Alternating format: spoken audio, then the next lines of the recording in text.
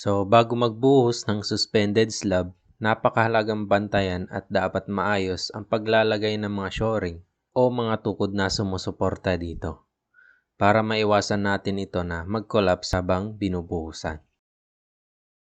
Para naman sa multi-story building, dapat at least 2 floor ang sumusuporta sa kasunod na floor na bubuhusan.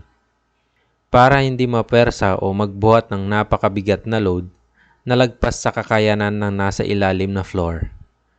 Dahil sa pagde-design ng capacity ng every floor, hindi nakasama ang load ng fresh concrete sa ibabaw nito.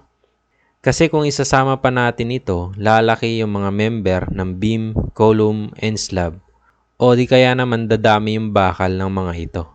Which is hindi ito economical. Dagdag lang sa gastos ng nagpapagawa.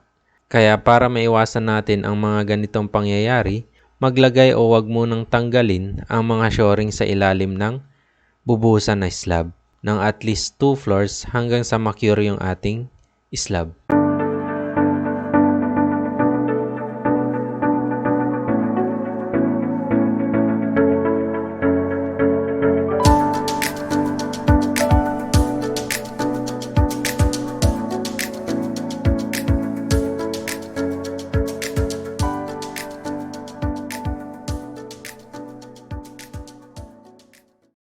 Okay, before we end this video, nais ko munang magpasalamat sa patuloy na pagsuporta sa aking channel.